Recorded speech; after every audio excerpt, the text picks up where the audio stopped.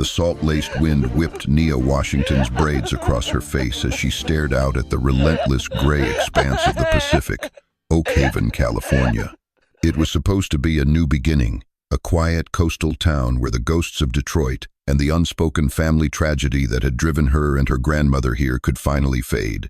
17, with a photographer's observant eye and a scholarship application weighing heavily in her backpack, all Nia wanted was peace. A chance to blend in, to focus. But peace, she was quickly learning, was a fragile commodity. Especially when you were the new black girl in a town that seemed to pride itself on its undisturbed, sun-bleached homogeneity. Her first week at Oakhaven High had been a tightrope walk of forced smiles and averted gazes. Today, however, the usual undercurrent of unease spiked into something sharper. As she navigated the crowded hallway towards her locker, a shadow fell over her. Ethan Miller, a smirk playing on his lips, flanked by his usual pair of unthinking cronies. Ethan, whose father, Officer David Miller, was a prominent, almost revered figure in Oakhaven, a fact Ethan wore like an invisible, impenetrable shield. Well, if it isn't Ansel Adams herself. Ethan drawled, his voice loud enough for nearby students to turn and snicker. He gestured towards the old, lovingly maintained 35mm camera slung across Nia's shoulder, her mother's camera, a sacred relic. "Still playing with your little toy, Washington? Don't you know they have phones for that now?" Nia clutched the camera strap tighter, her knuckles white. She'd learned quickly that engaging with Ethan was like throwing gasoline on a spark. She tried to sidestep him, her gaze fixed on her locker. "Excuse me, Ethan." He moved, blocking her path. "Not so fast. I was talking to you." His cronies snickered again, closing in slightly. The hallway, once bustling, seemed to hold its breath around them.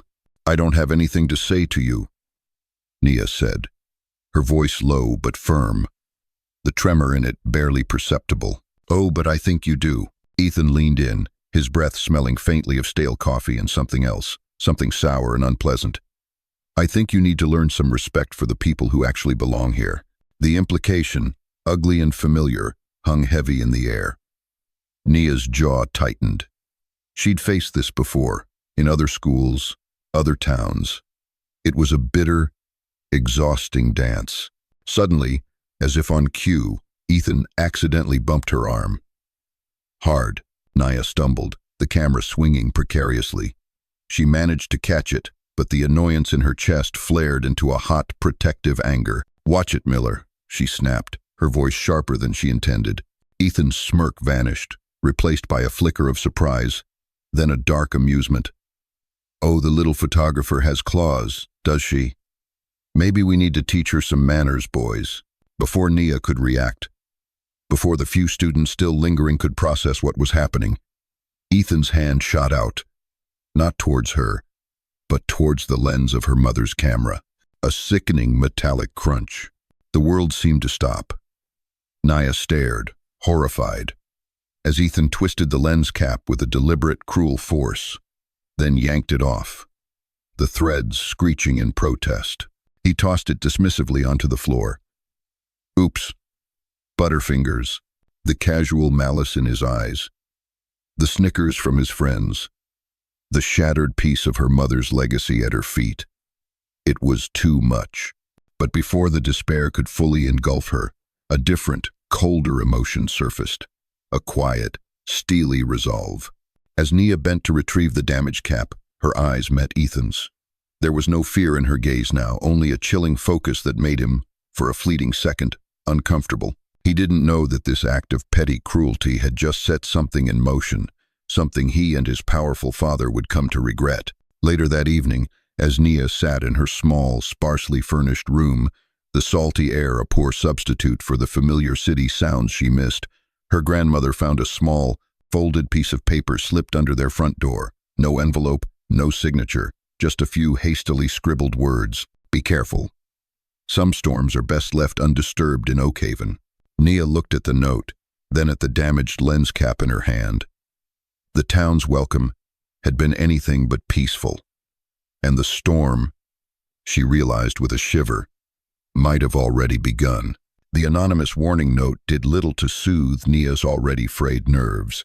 Her grandmother, a woman whose resilience was forged in the fires of a life that had seen too much, dismissed it as small-town nonsense, but Nia couldn't shake the feeling that it was connected to Ethan Miller and his father. Oakhaven, with its picturesque coastline and quaint Main Street, was beginning to feel less like a sanctuary and more like a gilded cage. Ethan's bullying, predictably, didn't stop with the damaged lens cap. It evolved, becoming more insidious. Lockers accidentally slammed shut on Nia's fingers. Textbooks mysteriously vanished before important tests, only to reappear later, defaced. Whispers and snickers followed her down the hallways. Carefully orchestrated taunts, always just out of earshot of teachers, always designed to isolate and unnerve. Nia reported one particularly blatant incident, Ethan tripping her in the crowded cafeteria, sending her tray flying to her homeroom teacher, Miss Albright. The teacher, a woman who seemed perpetually flustered and overworked, listened with a distracted air. "Ethan Miller, you say?" Miss Albright sighed, adjusting her glasses. "Nia, dear, are you sure it wasn't just an accident? Boys can be clumsy. And Ethan, well, his father is Officer Miller, a very respected member of our community." The unspoken message was clear. Don't make waves. Don't cause trouble for people like us. The dismissal was a cold splash of reality. The school, it seemed, was another place where the Miller name cast a long, protective shadow. A few days later, Nia witnessed Officer David Miller in action firsthand. She was at the local farmer's market trying to capture some candid shots for her portfolio when a minor fender bender occurred nearby. A flustered tourist had backed into the polished bumper of a luxury SUV owned by a well-dressed man who was clearly a local bigwig. Officer Miller arrived on the scene, his demeanor a study in contrasts. With the tourist, a nervous young woman close to Nia's age, he was curt, impatient, almost accusatory. But with the SUV owner, he was all smiles and deference, clapping him on the shoulder, assuring him it was just a scratch and that they'd get it sorted out quickly, no fuss. The tourist received a hefty ticket for unsafe backing, while the SUV owner drove off with a wave, no questions asked. Nia, hidden behind a fruit stall, instinctively raised her mother's camera. The lens, though slightly scratched from Ethan's earlier assault, still worked. She snapped a few quick photos of Officer Miller and the SUV owner, their faces illuminated by the afternoon sun, the exchange of a handshake that looked a little too friendly, a little too transactional. The photos weren't damning in themselves, nothing illegal on the surface, but they captured a clear instance of preferential treatment, a glimpse into the subtle ways power operated in Oakhaven. She didn't know why she took them, other than an ingrained photographer's instinct to document, to observe. But as she reviewed the images later that night, a thought began to form. A dangerous, rebellious spark. If the official channels were closed off, if the adults meant to protect her were too intimidated or too complicit, then perhaps she needed to find another way to fight back. As Nia was looking through the photos on her laptop, a notification popped up. Her cloud storage, where she backed up her most important files, including her photography, had registered an unauthorized access attempt earlier that day, originating from an IP address she didn't recognize but seemed to be local. Nothing appeared to be compromised, but the timing was too coincidental. First the anonymous note, now this. Someone wasn't just watching her in the physical world, they were trying to peer into her digital life too. The feeling of being under surveillance intensified, making the small town feel even more claustrophobic. The shadow of authority was proving to be long and technologically adept. The unauthorized access attempt on her cloud storage left Nia deeply unsettled. The feeling of being watched, of her privacy being violated, was almost worse than Ethan's overt bullying. She changed all her passwords, ramped up her digital security, but the gnawing unease remained. Ethan, emboldened by the lack of consequences from the school, seemed to take a perverse pleasure in Nia's growing discomfort.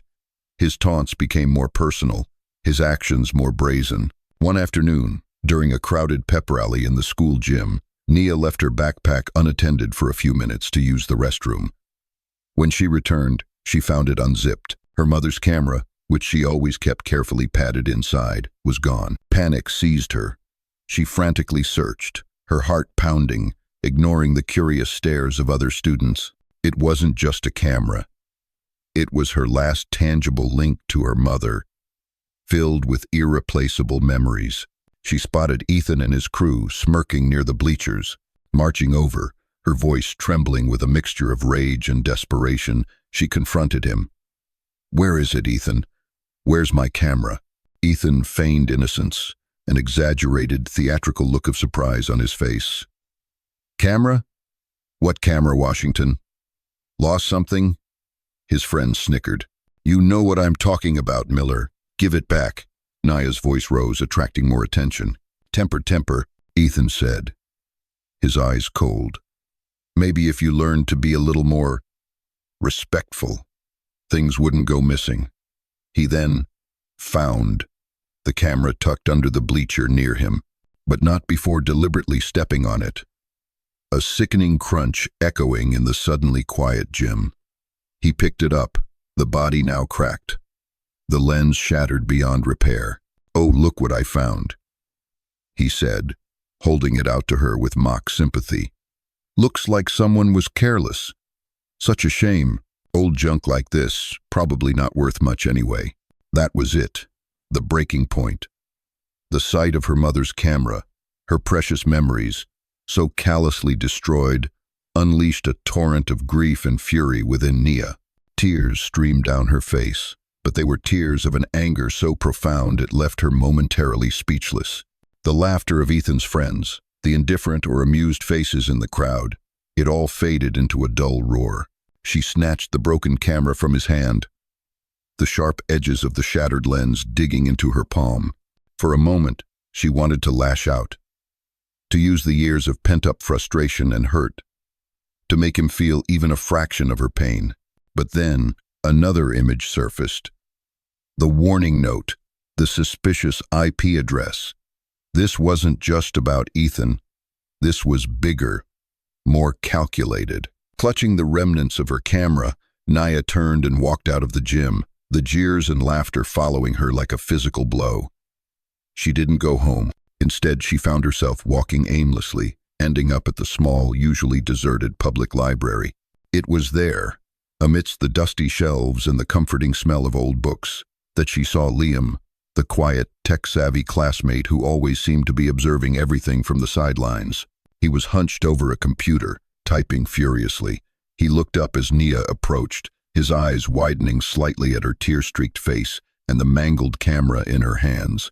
"Nia, what happened?" he asked, his usual shyness momentarily forgotten. Something about his genuine concern, the absence of mockery or indifference she'd grown accustomed to, made Nia break down.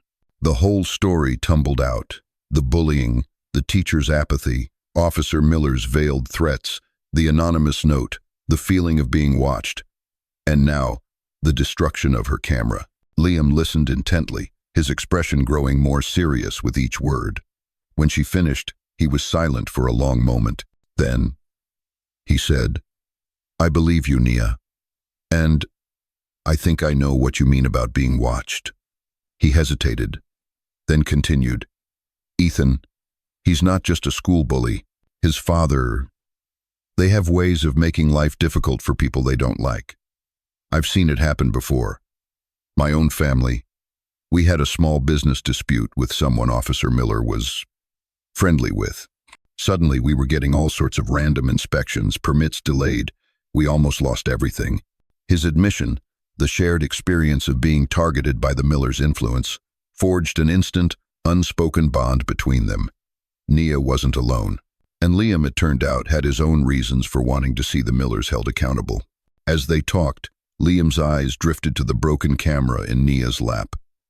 "The memory card," he said suddenly. "Is it still in there?" Nia, surprised, checked. Miraculously, Amidst the shattered plastic and glass, the small SD card was intact. Liam, even if it is, what good is it now? The camera's destroyed. Liam's eyes lit up with a technical gleam. Maybe not, Nia. There are ways. Forensic data recovery. Even if files are deleted or the device is damaged, sometimes, things can be retrieved. He then looked around the library furtively. And about that unauthorized access attempt you mentioned, I might be able to trace that IP address, find out who was really trying to snoop. But we have to be smart. We have to be careful. They're not just playing schoolyard games anymore. The destruction of the camera, meant to be an act of ultimate intimidation, had inadvertently provided them with a potential new avenue and a new, albeit dangerous, resolve. The discovery of the intact memory card and Liam's offer to trace the suspicious IP address injected a new, albeit cautious, energy into Nia. The grief over her mother's camera was still a raw ache. But now it was mixed with a flicker of determination. They weren't just victims anymore, they were fighting back, armed with Nia's photographic eye and Liam's digital prowess.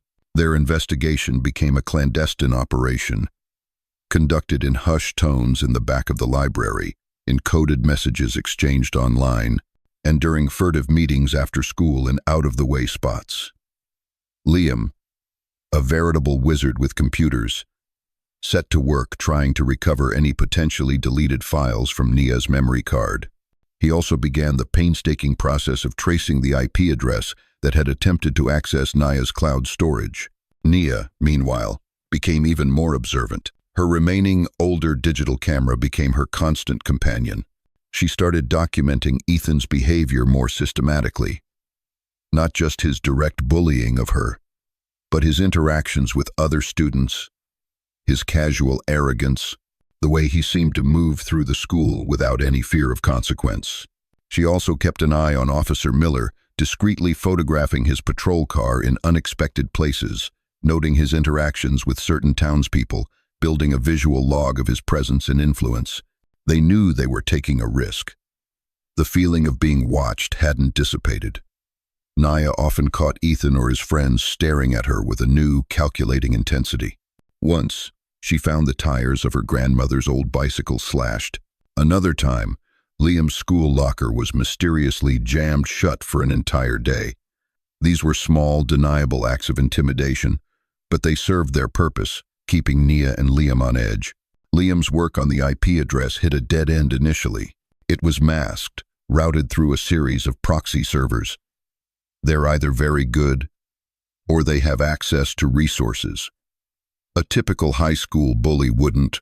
Liam muttered, frustration etched on his face. This feels more like professional-level obfuscation.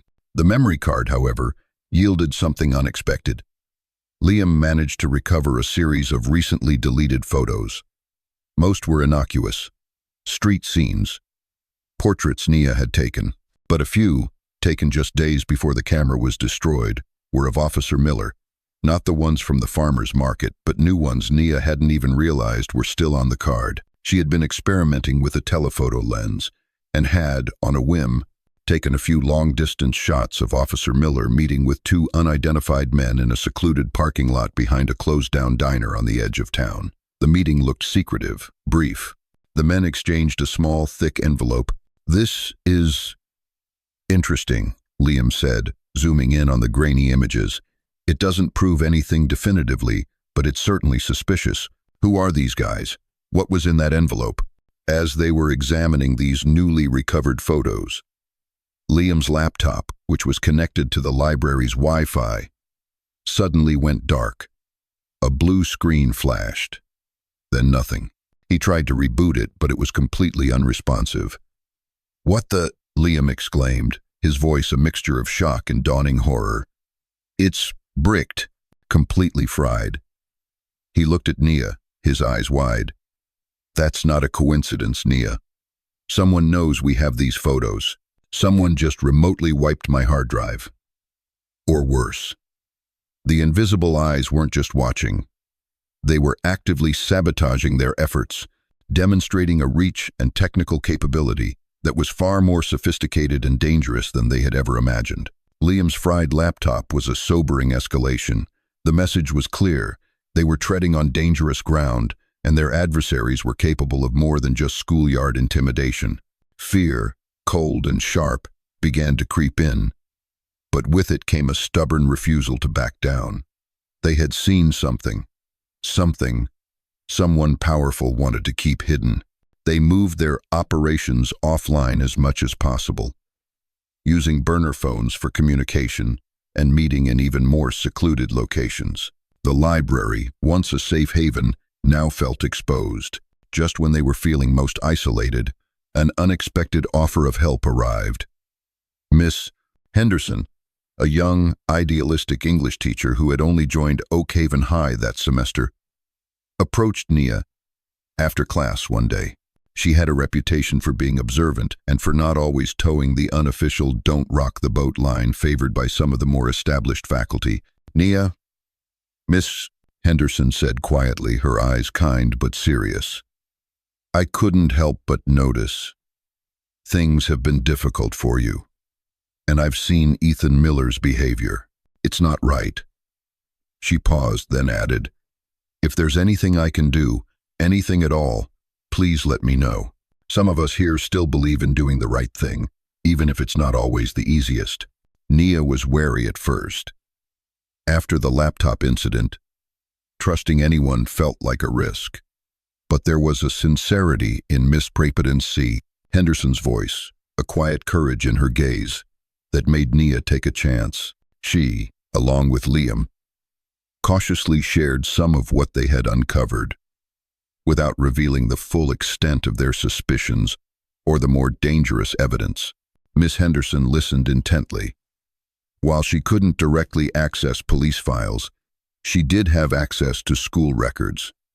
"Ethan Miller," she said thoughtfully. "Let me see what I can find, unofficially, of course." A few days later, Miss Henderson discreetly passed Liam a thin file. It contained copies of several informal disciplinary write-ups for Ethan over the past 2 years. Incidents of bullying, disrespect towards teachers, even a minor vandalism charge that had somehow never resulted in any real consequence. Each report was signed off with a note indicating discussed with parent, Officer Miller, and resolved. "It's not much," Miss Henderson whispered, "but it shows a pattern of behavior, and a pattern of wrongdoings being swept under the rug." It was another piece of the puzzle, proof that Ethan's reign of terror wasn't new, and that his father's influence had long shielded him. Nia and Liam felt a renewed sense of purpose. Their elation was short-lived. The following Monday, Miss Henderson was conspicuously absent from school. The principal announced that she had taken an unexpected leave of absence due to personal reasons. Whispers immediately circulated. Nia and Liam felt a sickening lurch. Had their cautious sharing with Miss Henderson somehow led to this? Had she been threatened or pressured into silence?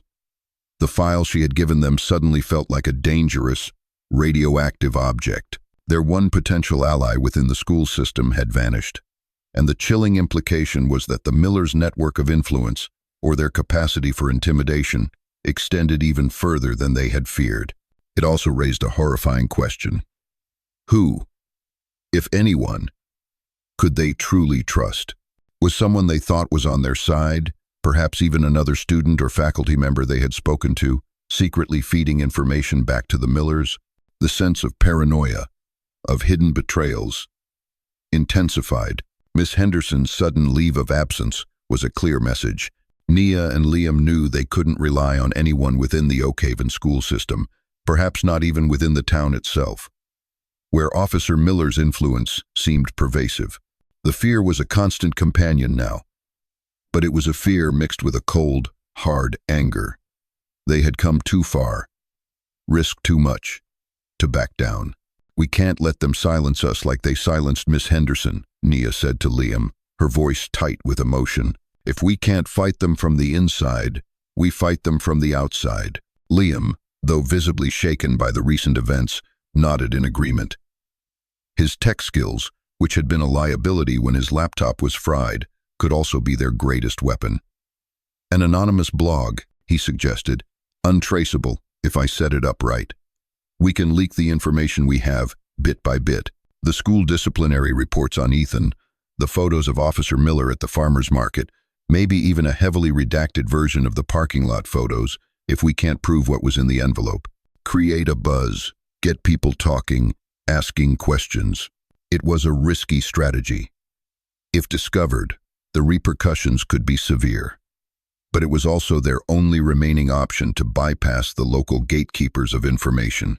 Liam spent a painstaking week creating the Oakhaven Eye, a simple, encrypted blog designed to be virtually untraceable. He used public Wi-Fi networks, VPNs, and every trick he knew to cover their digital tracks. Their first post was cautious, a scanned copy of one of Ethan's less serious disciplinary reports, with names and dates partially obscured, alongside an anonymous account of persistent bullying at Oakhaven High. The reaction was initially muted. A few curious clicks, some skeptical comments on local online forums, but Nia and Liam persisted, releasing another small piece of information a few days later, a slightly clearer photo of Officer Miller's preferential treatment at the farmer's market, with a caption questioning equal enforcement of the law. Slowly, steadily, the Oakhaven Eye began to gain traction. Students started whispering about it in the hallways. A few brave parents, whose children had also suffered from Ethan's bullying but had been too afraid to speak up, began to share the blog posts anonymously. The carefully constructed facade of Oakhaven's tranquility was beginning to show cracks. The blog's tone was always measured, presenting evidence rather than making wild accusations. This, paradoxically, made it more credible and more dangerous to the Millers. It wasn't a hysterical rant. It was a quiet, persistent dripping of uncomfortable truths. The tipping point came when Liam, after weeks of painstaking digital detective work, finally managed to trace the IP address that had attempted to access Nia's cloud storage and had likely been involved in frying his laptop. It wasn't directly linked to Officer Miller's home or the police station, which would have been too obvious. Instead, it led to a small, unassuming tech support business on the outskirts of Oakhaven.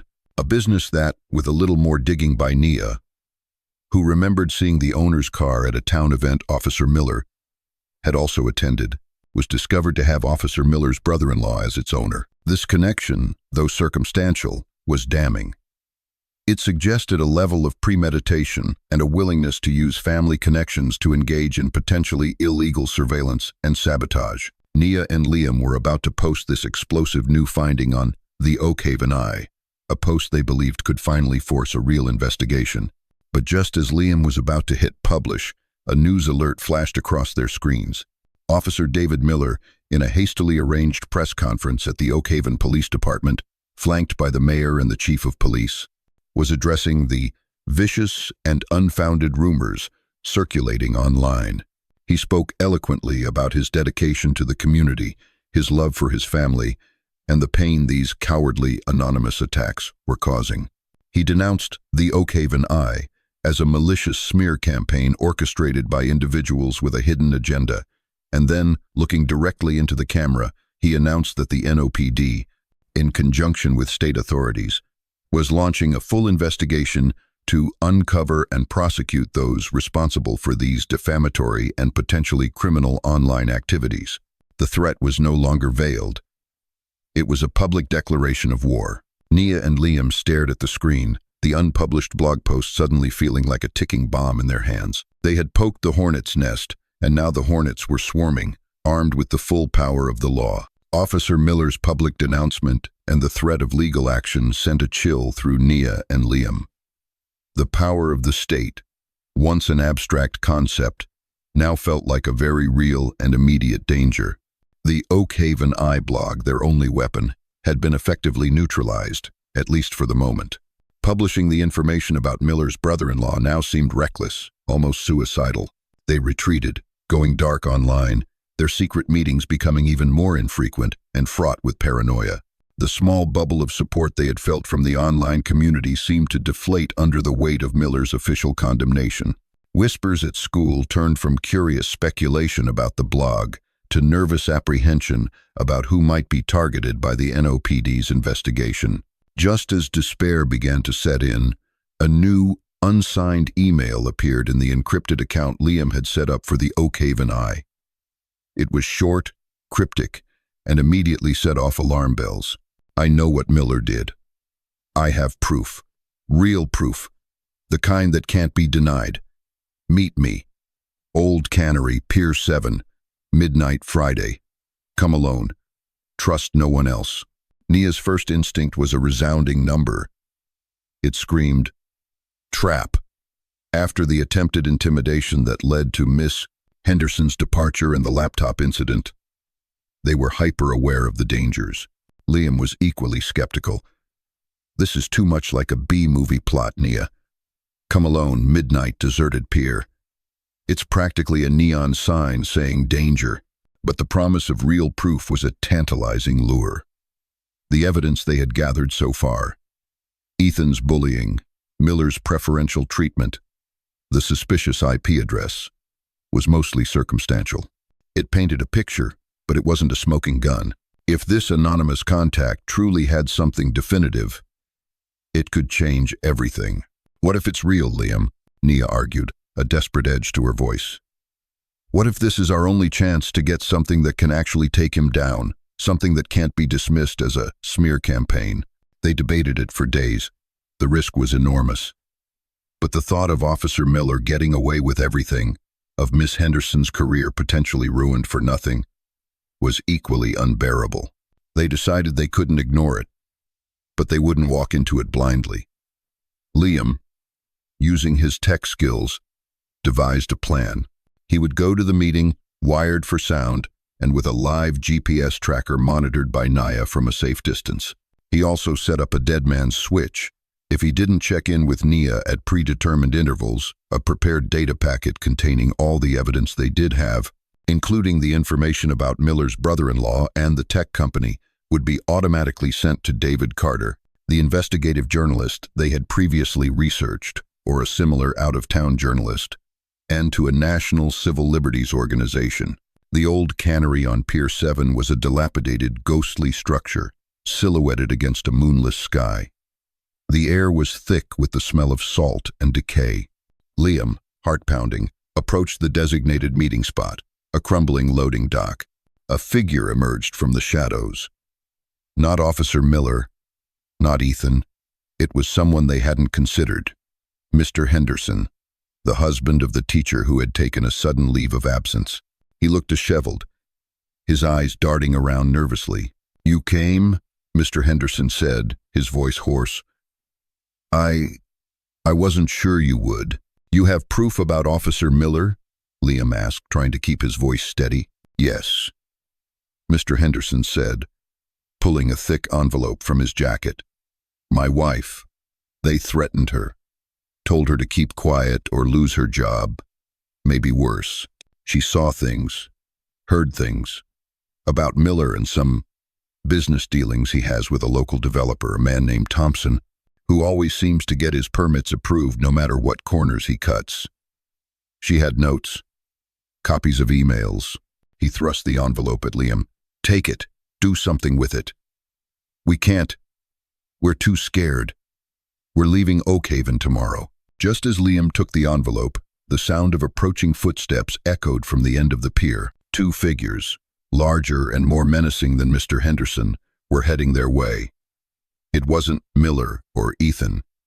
These were unknown men, the kind who looked like they were paid to do unpleasant things. "They followed me," Mr. Henderson gasped, his face pale with terror. "It was a trap, but not for you." For me, it became terrifyingly clear. This meeting wasn't orchestrated by Miller to trap Nia and Liam. It was orchestrated by someone else, perhaps Thompson, the developer, or someone else entangled in Miller's web, who wanted to silence Mr. Henderson and retrieve the evidence he possessed. Nia and Liam had stumbled into the middle of a much larger, more dangerous game, where the stakes were far higher than high school bullying. They were now accidental players in a power struggle that could have deadly consequences. Panic flared. Liam, clutching the envelope, and Mr. Henderson, frozen in fear, were trapped. The two approaching figures were closing in, their intentions unmistakably hostile. From her vantage point in a parked car a block away, Nia saw the new arrivals through her telephoto lens. Her blood ran cold. This wasn't a police shakedown. This looked like something far more sinister. Liam's tracker was still active, but his pre-arranged check-in time was fast approaching. If he missed it, the data packet would be sent. "Liam, get out of there, now," she hissed into her burner phone, hoping he could hear her through the discreet earpiece. Liam didn't need telling twice. He grabbed a stunned Mr. Henderson by the arm. "We have to go." They scrambled back towards the land end of the pier, the two men now breaking into a run behind them. The old cannery was a maze of rusted machinery and shadowy corridors. Liam, smaller and more agile, managed to pull Mr. Henderson through a broken fence, while Nia, seeing their escape route, started her car, engine roaring, and sped towards the pier entrance, headlights blazing to create a diversion. The two pursuers, momentarily blinded and confused by the sudden appearance of the car, hesitated. It was just enough time for Liam and Mr. Henderson to slip away into the darkness of the side streets. Safely back in Nia's grandmother's kitchen hours later, their adrenaline still pumping, they examined the contents of Mr. Henderson's envelope. It was a bombshell. Detailed notes, copies of emails, and even a few grainy photographs taken by Miss Henderson herself, all pointing to a cozy, illicit relationship between Officer David Miller and a local property developer named Marcus Thompson. It appeared Miller had been using his position to expedite permits, overlook code violations, and intimidate objectors for Thompson's lucrative and often environmentally questionable building projects in exchange for substantial gifts and consulting fees paid to a shell company. This is big, Liam," Nia breathed, looking at the documents spread across the table. "This isn't just about Ethan bullying kids. This is corruption. Real, systemic corruption." Liam nodded, his face pale. "And Thompson's men were after Mr. Henderson to get this back, which means Thompson knows this evidence exists. And now, he probably knows we have it." They were caught between two fires. On one side, Officer Miller, who would do anything to protect his son and his own reputation from their initial investigation. On the other, a potentially ruthless developer, Marcus Thompson, who would undoubtedly go to even greater lengths to prevent this new, far more damaging evidence from seeing the light of day. Their dead man's switch, the data packet scheduled to be sent if Liam missed his check-in, had been triggered during the chaos on the pier. Nia had managed to send the all-clear signal just a few seconds too late. The information they had before Mr. Henderson's envelope, the bullying, Miller's favoritism, the suspicious IP address, was now in the hands of the investigative journalist and the Civil Liberties Organization. This was a double-edged sword. On one hand, it meant their initial findings were out there, creating more public pressure. On the other, it put them squarely in the spotlight, making them even bigger targets for both Miller and now Thompson. And the most damning evidence, the contents of Mr.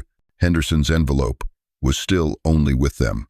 They now faced a terrible ethical dilemma: release this new explosive information and risk an even more dangerous backlash, potentially endangering the Hendersons further, wherever they had fled to, or hold on to it, hoping for a safer way to bring Miller and Thompson down, a way that wouldn't make them martyrs in the process.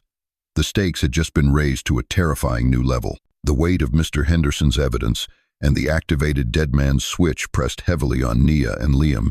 The journalist, David Carter, had already contacted Imani, or a similar legal contact you establish for Nia, acknowledging receipt of the initial data packet and expressing keen interest in pursuing the story further, sensing something much bigger was afoot. The Civil Liberties Organization was also beginning to make inquiries. Oakhaven was starting to feel like a pressure cooker. Nia and Liam knew they couldn't sit on the new evidence for long. Thompson's men were undoubtedly searching for Mr. Henderson, and by extension, for them. Officer Miller, already under scrutiny from the first leak, would be even more desperate. They were holed up in Liam's cluttered garage, trying to strategize, when Nia's grandmother, Nana Rose, walked in with a tray of sweet tea and cookies. Nana Rose had been a quiet, steady presence throughout Nia's ordeal, her unwavering support, a silent comfort. She knew her granddaughter was involved in something serious, something dangerous, but she hadn't pried, trusting Nia's judgment. Tonight, however, seeing the worry etched on their young faces, she couldn't stay silent. "You two look like you're carrying the weight of the world," she said, gently setting the tray down. Nia hesitated, then, needing an older, wiser perspective, she decided to confide in her grandmother. She carefully explained the new evidence, the corruption involving Officer Miller and the developer Thompson, the danger they were all in. She didn't mention the pier incident, not wanting to frighten her further, but Nana Rose was sharp. When Nia finished, Nana Rose was quiet for a long moment, her gaze distant, as if searching through a lifetime of memories. "Marcus Thompson," she said finally, a strange inflection in her voice. "I remember him, and I remember David Miller when he was just a rookie, walking a beat, long before he became the big man around town." She then told them a story, a piece of Oakhaven history Nia had never known. Years ago, before Nia was born, Nana Rose had worked as a housekeeper for one of Oakhaven's oldest, most respected families, the Wainwrights. Mr. Wainwright Sr., now deceased, had been a prominent local businessman who had a bitter falling out with a young, ambitious Marcus Thompson over a land deal.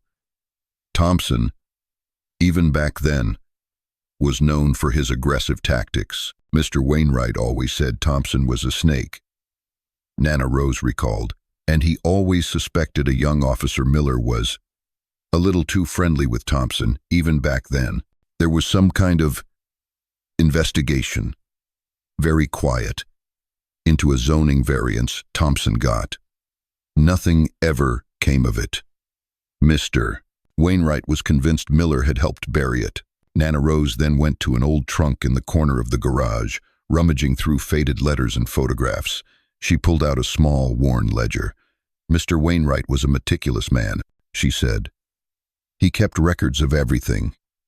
After he passed, his children were clearing out the house, and they let me keep a few things I'd admired. This was among them. I never thought much of it. Just a bit of local history." She opened the ledger. It contained detailed notes, dates, and even copies of correspondence related to that old zoning dispute. And there, clear as day, were entries detailing suspicious payments made from one of Thompson's early companies to a numbered account that Mr. Wainwright had suspected, but could never prove, belonged to a D. Miller. There was also a signed affidavit from a former town planning employee, long since moved away, alleging he had been pressured by Officer Miller to approve Thompson's variance against regulations. It wasn't just a new piece of evidence. It was the original sin. It was the foundation of Miller and Thompson's corrupt partnership, a pattern of behavior that stretched back decades. This wasn't just about recent events. It was about a deeply rooted system of cronyism and abuse of power that had festered in Oakhaven for years. This ledger, a forgotten relic from the past, held by Nia's unsuspecting grandmother, was the unlikely key, the smoking gun that could unravel everything, far more definitively and safely than the dangerous game they had been playing with Thompson's recent activities. It provided a historical context and a level of documented proof that would be incredibly difficult for Miller and Thompson to discredit. Nana Rose's ledger changed the entire landscape of their fight. It wasn't just Nia and Liam, two teenagers, making accusations based on recent, sometimes circumstantial evidence. This was documented history, a trail of corruption that implicated Officer David Miller and developer Marcus Thompson long before Nia had ever set foot in Oakhaven.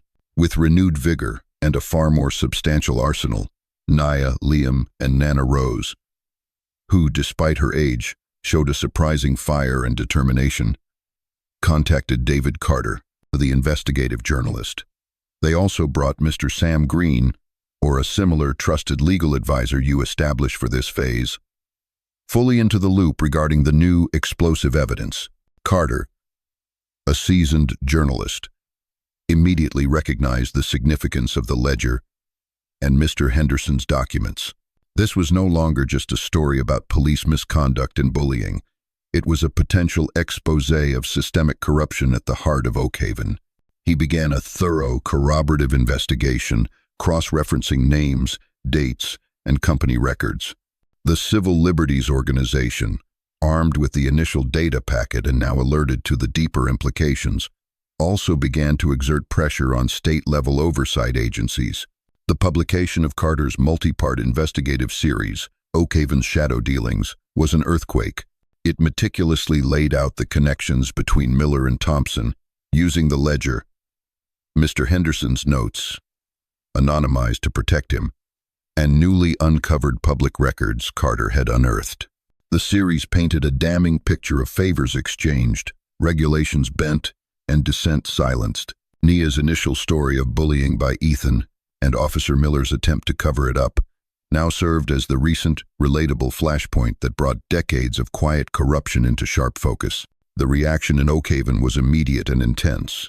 Disbelief, anger, and a sense of betrayal swept through the town. Residents who had long harbored suspicions but feared speaking out now found their voices. Town hall meetings became raucous affairs.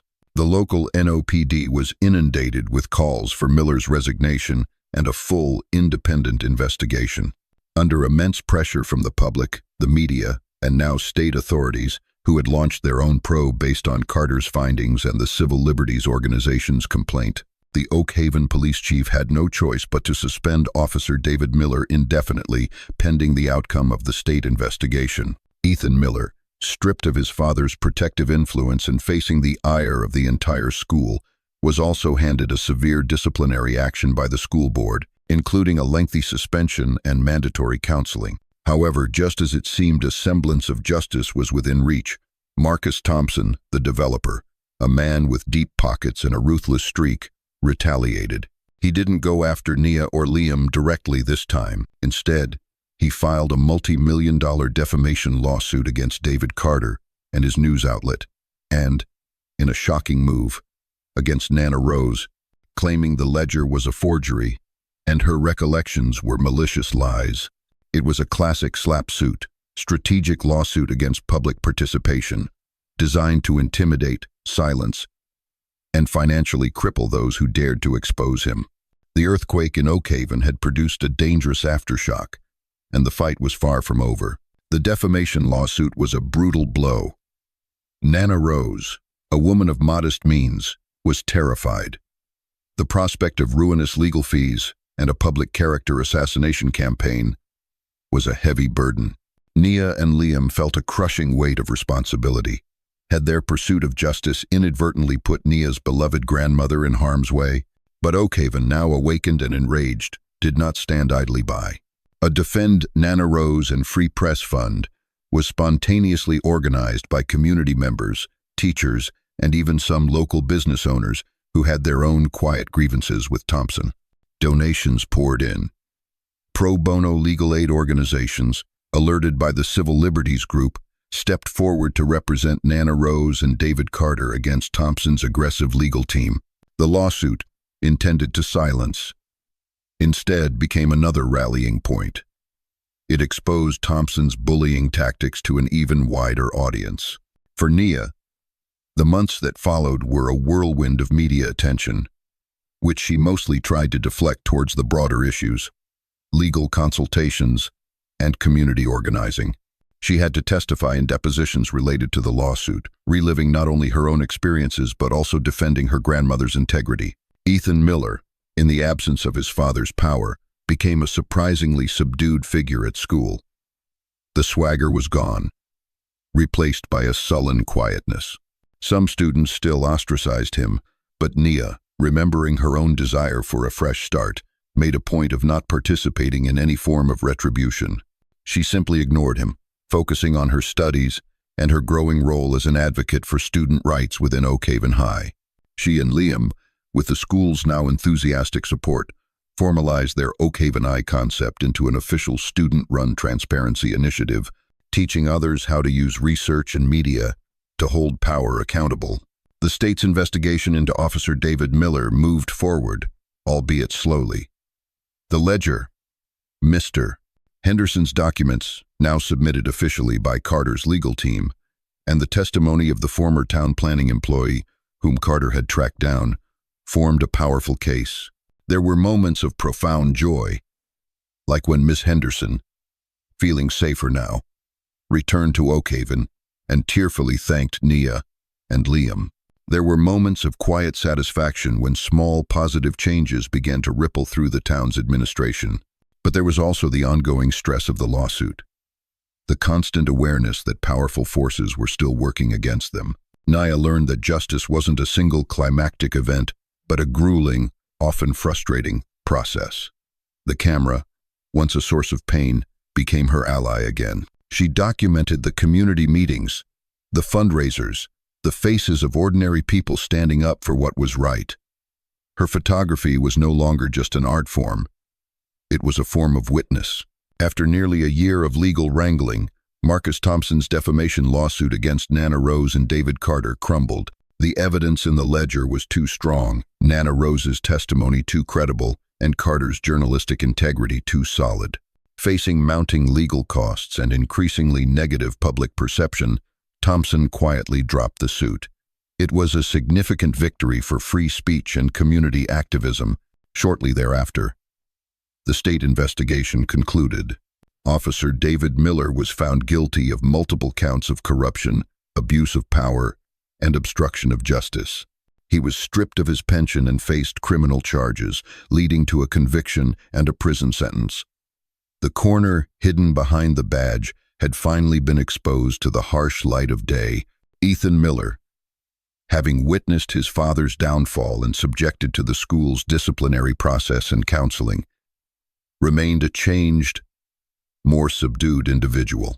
Whether it was genuine remorse or simply the consequence of lost status was hard to tell, but the reign of the Millers in Oakhaven was definitively over.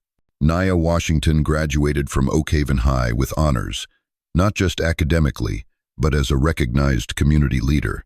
Her college scholarship applications were bolstered by glowing letters of recommendation detailing her courage and her impact on the town. She chose a university known for its strong journalism and social justice programs. Liam, her steadfast partner in the fight, also excelled. His tech skills now channeled towards ethical hacking and digital activism. They remained close friends, a bond forged in shared adversity and a common purpose. Years later, Nia, now a successful investigative photojournalist, returned to Oakhaven for a town festival. The place felt different, more open, more engaged. The Oakhaven Eye student initiative she and Liam had started was still thriving, a testament to their legacy. Nana Rose was a beloved local figure, her quiet strength and inspiration. Nia stood on the Oakhaven Pier, not the dilapidated Pier 7 of their dangerous meeting, but the main town pier, now a vibrant hub of community life. Her professional camera was in her hand. She wasn't looking for shadows anymore, but for the light in people's faces, for the stories of resilience and hope that existed even in the most ordinary of places. As she framed a shot of the sunset, her phone buzzed. It was Liam. "Got a new tip, Nia." His voice came through, a familiar excitement in it. "Something brewing in a town up north. Sounds like they could use someone with a good eye and a strong voice." Nia smiled. The fight for justice was never truly over. There would always be new corners to illuminate, new silences to break. But now, she knew how to navigate the storm, how to find the truth, and how to help others find their own strength. Her camera was ready, and so was she.